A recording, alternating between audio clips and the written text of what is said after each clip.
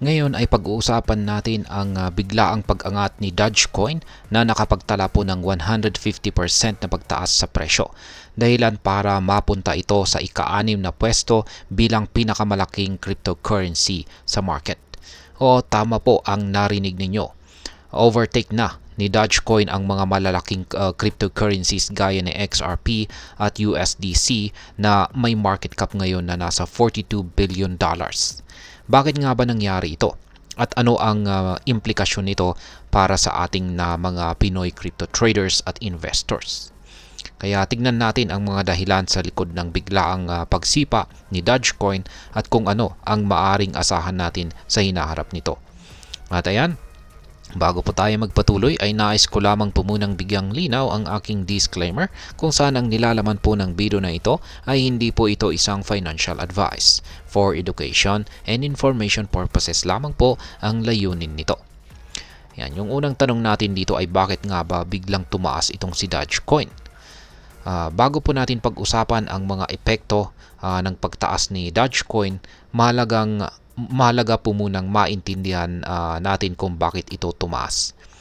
Sa nakaraang 24 oras, ang presyo po ni Dogecoin ay tumaas ng 23%. At sa nakaraang buwan ay umabot po ito ng mahigit 150% na pagtaas. Ang malaking pagtaas na ito ay bahagi ng mas malawak na market rally o ang pag-akyat ng presyo ng iba't ibang crypto assets, kabilang na po si Bitcoin at saka Ethereum. Ang market rally ay pangunahing dala ng pagdami po ng mga pondo mula sa mga institutional at retail investors. Ibig sabihin ay mas maraming tao at kumpanya ang pumapasok sa crypto dahilan upang tumaas ang demand at presyo.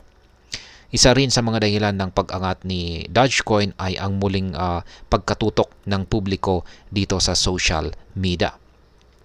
At syempre sa pangungunan na rin ng mga kilalang personalidad tulad po ni Ginoong Elon Musk. Ayon po sa balita, si Ginoong Elon Musk ay isang malaking supporter ni Dogecoin at naging bahagi po siya ng kampanya ni Pangulong Donald Trump para sa susunod na halalan sa US. Ito ay nagbigay ng positibong pananaw sa mga tao tungkol kay Dogecoin, lalo na dahil inaasahan ng marami na susuportahan ng US ang mga regulasyon para sa crypto na siyang magpapabuti sa industriya. Ngayon ay ano naman po ang ibig sabihin ng pag-overtake ni Dogecoin kay XRP at USDC? Dahil po sa pagtaas ng market cap ni Dogecoin na umabot na po sa $41.8 billion, nalagpasan na nito ang mga dati ng malalaking crypto assets gaya ni XRP at USDC. Ngayon itong si Dogecoin na ngayon ay ang Dogecoin or si Dogecoin ngayon ay siya na po ang ika-6 na pinakamalaking cryptocurrency sa buong mundo. Ngayon ay bakit mahalaga po ito? Ang market capitalization ay ang kabuuang halaga ng isang crypto asset na nakabase po sa kasalukuyang presyo at dami o volume ng circulating supply nito. Kapag mas mataas ang market cap ng isang cryptocurrency, mas mataas ang posisyon nito sa market na siyang nagbibigay ng mas mataas na visibility at credibility sa mga investor. Ngayon, ang pag-akyat po ni Dogecoin ay nagpapakita ng lakas ng mga meme coins o mga crypto assets na nagsimula bilang mga biro. Ngunit ngayon ay tinitignan na po bilang mga seryosong investment asset. Ipinapakita rin nito ang dami ng speculative sentiment o interest mula sa mga investor na naghahanap ng mabilis na pag-angat ng kanilang investment kahit na alam nila ang kaakibat na risk o panganib. Ngayon ay ano naman po ang kinalaman ni Ginoong Elon Musk at ang US election sa pagtaas ni Dogecoin? Isa sa mga malaking dahilan ng kasalukuyang pagtaas ng presyo ni Dogecoin ay ang tinatawag po na Uptober. Yan, Uptober rally, kung saan ang crypto market ay nakaranas ng pag-akyat ng mga presyo bilang paghahanda sa presidential elections sa US.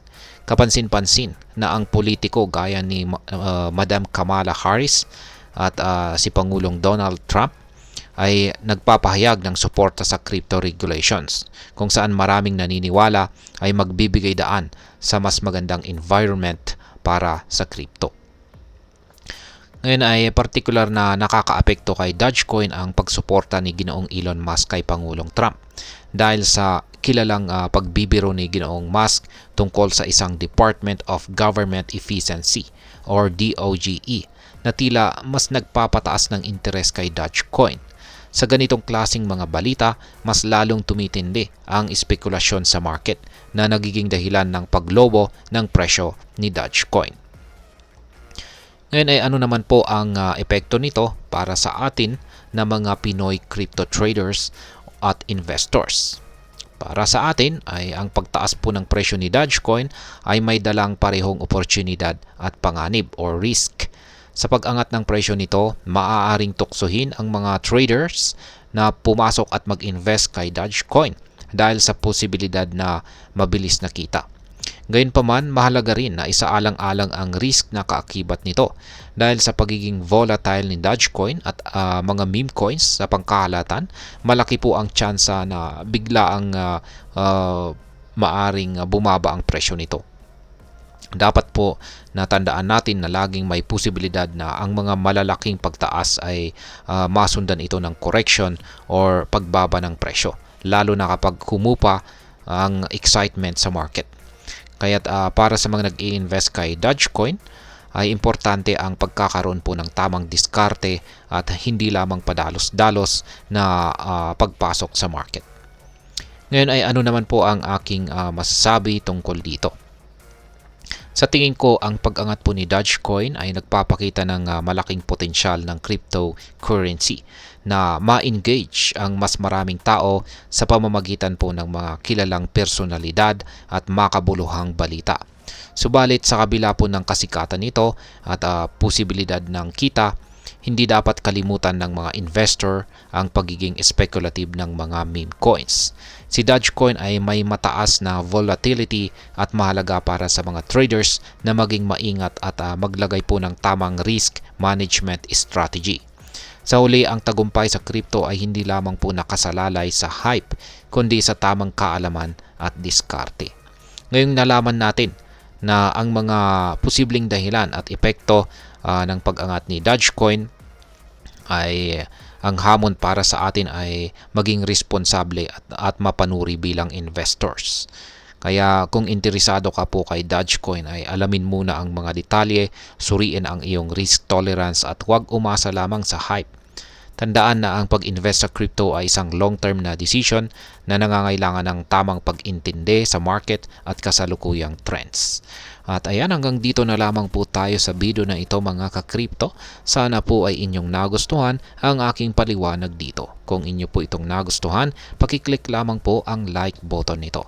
Marami pong salamat sa panonood. Ingat po tayo lagi at God bless po sa ating lahat.